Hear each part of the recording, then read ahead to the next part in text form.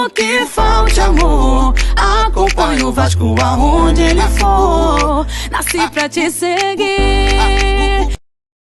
Salve, família vascaína! Sejam bem-vindos aí a mais um vídeo no canal. Eu sou o Thiago, você está no canal Vasco em Família. Se não for inscrito aqui, já dá aquela moral, se inscreve no nosso canal, deixa o like para a gente estar chegando a mais vascaínos. E não esquece também de ativar o sininho de notificação para não perder os próximos vídeos.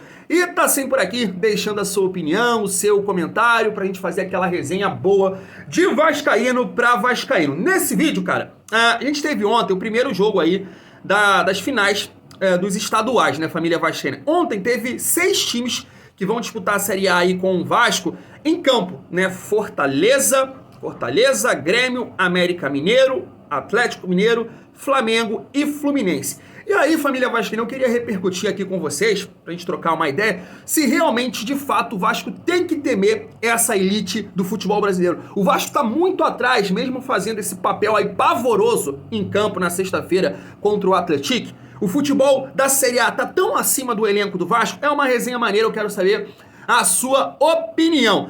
E aqui a gente está esperando também reforços, né? Pra gente comentar aqui, porque é necessidade. O Vasco precisa principalmente de um camisa 10. Tava escutando o Rodrigo Caetano, que é dirigente lá do Atlético Mineiro, e ele falou que tem um jogador que não vai ser utilizado pelo Cudê, o Grêmio tá interessado nesse atleta, e eu falei aqui, pô, peraí, vamos trazer o nome desse jogador aqui, porque dentro do atual elenco do Vasco, já que não tem esse cara que pode jogar de camisa 10, ele pode ser o nome. É o camisa 10 dos meus sonhos? Com certeza não, mas é uma oportunidade de mercado e nesse momento vejo aí como um jogador interessante pela falta de papel colorido, já que estão falando aí que o Vasco só vai contratar, investindo dinheiro a partir da segunda janela que abre dia 3 de julho, família vascaína. Quero saber se você gosta desse nome, né? Cara, a gente sabe que o Vasco necessita de reforços, o rendimento caiu bastante, principalmente ali depois da chegada do Andrei. Não acho que ele seja o principal culpado, na minha opinião, o principal culpado passa pela questão dos reforços, mas passa também pelo trabalho do Maurício Barbieri. Fui um cara que elogiou bastante ele, fui um cara que não critiquei quando ele fez aquela mudança absurda do Galaça, porque eu falei, poxa, o momento de testar é agora. O momento é agora de você conhecer o elenco, ver se isso vai funcionar, se o Galaça pode ser um cara que vai ficar pro restante da temporada, testou, deu merda, agora volta atrás. Só que numa situação entre Andrei e Jair, ele não tá voltando atrás, ele tá insistindo nesse erro. E aí o Vasco parou de evoluir. Pior, o Vasco tá caindo muito as suas atuações. Ficou um time frágil defensivamente e um time com nenhum tipo de criatividade. Pela ponta, pela beirada, o Vasco hoje só tem os laterais que criam alguma coisa. Isso é culpa do Maurício Barbieri e na sua insistência. E aí o vascaíno, ele olha para a elite do futebol brasileiro, alguns falam assim, com esse time o Vasco cai. Outros, que estão mais otimistas, falam assim, poxa, dá pra gente ficar ali numa Sul-Americana, talvez. E aí eu quero saber a opinião de vocês dentro desses 6 times que entraram em campo ontem, família vascaína, porque eu acho que passa uma mensagem pro vascaíno, pra gente trocar uma ideia, debate, elenco, trabalho de treinador. Vamos lá, vamos comigo aqui, ó. Ontem a gente viu aí o Fortaleza ganhar por 2-1 do Ceará, né? Eu não acompanhei esse jogo pelo horário, acabei acompanhando do América Mineiro e do Atlético Mineiro, mas eu tinha assistido na semifinal da Copa do Nordeste. Cara, o Fortaleza, ele tem um trabalho lá bem bacana, é um time muito ofensivo, com várias alternativas na frente, né? Eles têm lá o Thiago Galhardo, o Lucheiro, Romarinho, né? Eles têm uma maneira de jogar, que joga com 3 zagueiros, liberando ali o Crispim, né, o Caleb pelo lado direito. É um time muito ofensivo, mas é um time também que toma bastante gols. É um time que tem sérios problemas defensivos. E dessa maneira aqui, até acho que se o Barbieri voltar na sua essência, o que ele estava fazendo, que estava dando certo no Vasco, é um time que a gente pode competir tranquilamente. Um time forte, sólido, com intensidade, e aí o Fortaleza vai dar espaço pra gente. Eu acho que é um time que dá pra competir, família vascaína. Eu pulo aqui pra Caxias e Grêmio. E aí, cara, tem aqueles vascaínos que falam assim, ó, cadê as grandes contratações? Olha o Grêmio lá que contratou o Luiz Soares, não sei o que, eu sou muito fã do Luizito Soares, mas eu venho pontuando aqui, o Vasco não tá tão atrás assim do Grêmio. Eu acho que é o mesmo nível, família Vasco. O Grêmio não pegou ninguém ainda nessa atual temporada para testar. E aí você vê bem, 1-1 com o Caxias, o Caxias ficou com 1 a menos ali, perto do 10 minutos do segundo tempo, se eu não me engano. Tinha todo um segundo tempo ainda pro Grêmio mostrar a sua superioridade, a sua qualidade, e não conseguiu. 1-1 com o Caxias, que é um time de Série D. Você vai falar aqui, pô, Thiago, o Vasco perdeu pro Atlético, que é da Série D, e com 2 gols do Sassá. É brincadeira. Eu vou pontuar que é um amistoso e vou pontuar outra coisa. Se o Barbieri continuar com essas insistências, a gente vai perder pra Deus e pro mundo. Pelo amor de Deus, Barbieri. E aí eu pulo aqui pro jogo que...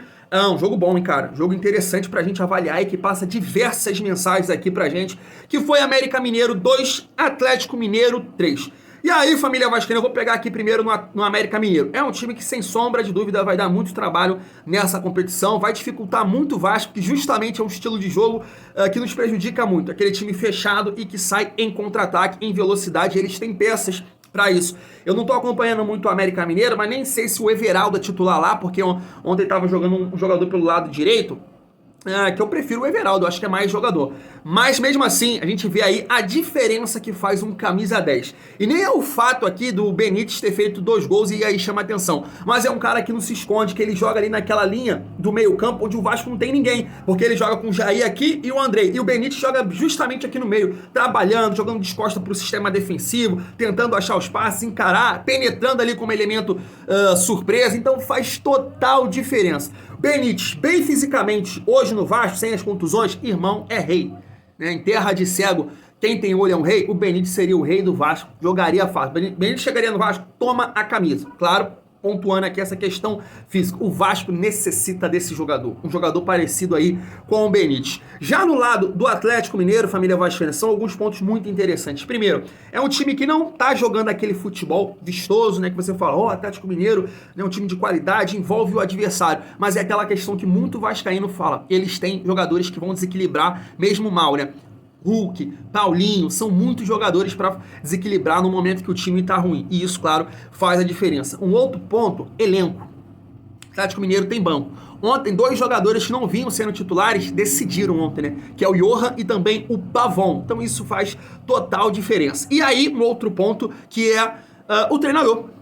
É isso. E aí é uma mensagem direta para o Maurício Barbieri. Eu tava acompanhando o programa Linha de Passe da ESPN, e aí tinha um comentário lá que é o Léo, cara, esqueci o sobrenome dele, Léo alguma coisa, ele tava falando, poxa, o Kudê, ele viu que o time do Atlético Mineiro tava ficando muito pesado, com Edenilson e Patrick, e aí tá fazendo algumas variações, tentando uma coisa diferente, pra deixar o time mais leve, né, aí ontem ele jogou com o Zarate, ou com o Johan, com o Pavão, Paulinho e Hulk, o time ficou mais rápido, mais leve, Patrick e Edenilson tava deixando esse time preso, e ele tá testando algumas situações. Você olha pro Barbieri, a insistência dele irrita com Andrei e Jair. Tem que mudar, o time não está sendo criativo. E aí fica aquela questão. Ou o Barbieri é muito fraco, porque todo vascaíno, inclusive eu tô falando isso, uns 4 vídeos consecutivos. E todo torcedor do Vasco, não tem um que fala, Thiago, tu é muito burro, tu não entende merda nenhuma de bola.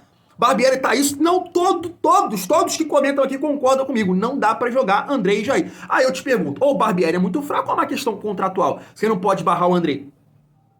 Fica a questão. Então esse jogo aqui passa uma mensagem muito interessante nesses pontos aí. América Mineiro, Atlético Mineiro, nem precisa falar, né? Vão dar muita dificuldade aí pro nosso Vascão. E aqui eu entro na final do Rio, né? Flamengo 2, Fluminense. Eles continuam lá, puxa saco mesmo do Flamengo. É muito engraçado. Eles ficam puxando o saco do Flamengo, mas a arbitragem ontem, rapaz, o Flamengo...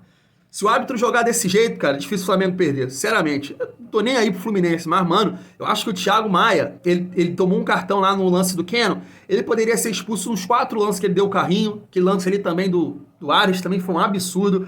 Mas é isso, família vascaína. O ponto que eu queria entrar aqui, não vou nem falar do Flamengo, a gente sabe todo o recurso que eles têm, é um time que se encaixar é foda. Agora, assim, o que me incomoda, sinceramente... E por isso que eu fico assim, cara, a gente vai competir no Campeonato Brasileiro. É esse tipo de comentário aqui, ó. Calma aí, vou trazer aqui o Lédio e o Paulo Nunes, ó. Qual time, até o momento, pra você, é o melhor time do Brasil, assim, até o momento? Olha, o melhor time do Brasil, nesse momento, é o Palmeiras. Porque é o time mais consistente, mais sólido, não chega a ser brilhante, mas ele resolve todos os seus problemas. Mas eu queria fazer um voto de louvor ao Fluminense. Quem joga mais bola hoje é o Fluminense. Quem é mais organizado, quem é mais coletivo é o Palmeiras. Mas o mais divertido é o Fluminense. Olha, eu estava aqui na dúvida um pouquinho antes, eu vou colocar assim. O time que mais joga, o time que encanta é o Fluminense. Mas o melhor time, um time mais consistente, um time que você sabe aquilo que vai acontecer dentro do campo, pelo seu treinador, Abel Ferreira, o Palmeiras. Para mim, essa é a minha opinião. E um time que tem ali Samuel Xavier, David Braz e o Keno, que não tá jogando mais nada. Isso é covardia, cara, você falar que é o melhor futebol do Brasil.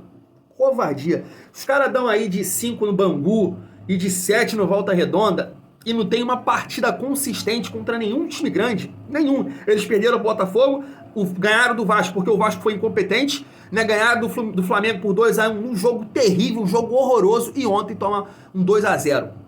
Porra, não se fala que o Fluminense é o melhor time, não. Um time que não tem consistência defensiva nenhuma, é um time lento, é um time pesado. E aqui, cara, eu vou fazer uma defesa ao Pedro Raul. Me permita isso, deixa eu ser clubista aqui. Eu venho falar, o Cano, em termos de finalização de gol, é um dos melhores centroavantes do futebol brasileiro, sem sombra de dúvida. Agora, quando o time não consegue trabalhar para ele, criar as oportunidades, como foi ontem, é um atacante insignificante.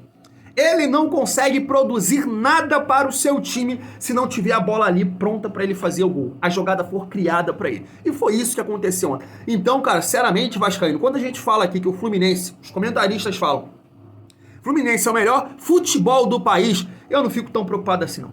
É uma zoação aqui, é uma pilha, mas, porra, não pode. O Fluminense, com todas as limitações defensivas que tem, é um time fraquíssimo defensivamente,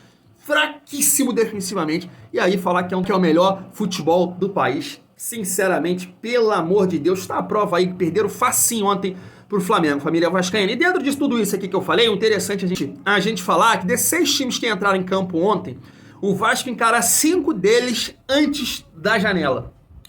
Encara o Atlético Mineiro, encara o Fluminense, encara o Fortaleza, encara o Flamengo, e eu coloquei aqui o Palmeiras que entra em campo hoje, mas o Palmeiras você não tem que fazer análise, né? Um time precisa nem comentar, né, família vascaína.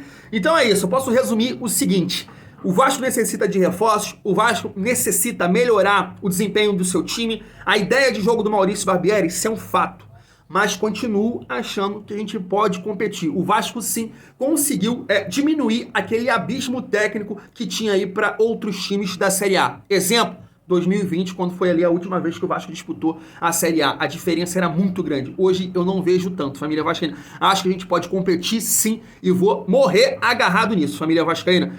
E pra finalizar o nosso vídeo, o Vasco necessita muito de um camisa 10, né? Você sabe disso. Nenhum vascaíno vai discordar de mim. Quero trazer aqui o Rodrigo Caetano para levantar esse nome. Vamos lá. O Natan é um grande jogador, um grande menino também. Teve aquela situação do Fluminense e depois agora essa do Grêmio. Mostra que ele realmente é um jogador de muito valor, né? E é um patrimônio do Galo. Por questões realmente de característica e até daquilo que é o modelo de jogo do nosso treinador, ele acabou não tendo oportunidades. E obviamente que hoje os clubes brasileiros, nós já havíamos falado isso, tem pouquíssimas opções, né, no mercado.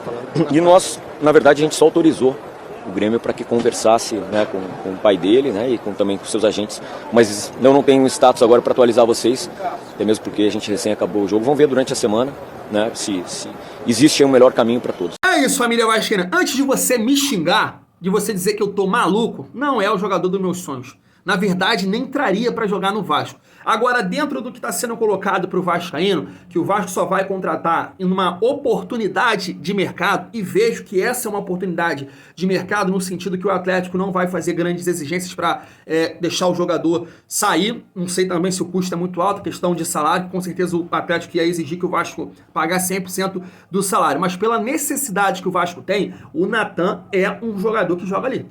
Ele joga nessa função de articulador. É um cara sem muita intensidade? Sim, né? Mas se o Vasco talvez ali utilizar de jogadores rápidos na mirada de campo, pode ser um jogador importante para municiar ali o Pedro Raul, porque ele tem bom passe, tem boa visão de jogo. Então pode ser um jogador interessante, já que o Vasco não vai fazer grandes investimentos até o início da competição. O Vasco necessita muito. O Vasco precisa muito desse camisa 10, né? Exemplo, como citei aqui, a diferença que faz o Benítez lá no América Mineiro. O Vasco tem que ter um jogador que possa fazer essa articulação, botar os pontas para jogar, deixar o Jair jogar na dele, de segundo volante, não como meio armador, que ele não sabe fazer isso. O Vasco tem que ir no mercado nesse sentido e espero que chegue esse jogador. Pode não ser o Natan, levantei o nome dele aqui, mas tem que ser alguém que possa jogar ali, família vascaína. Eu vou ficando por aqui, tamo junto. Se você gostou do vídeo, dá aquela moral, like, se inscreve no canal, é nóis. Muito bom ser Vasco.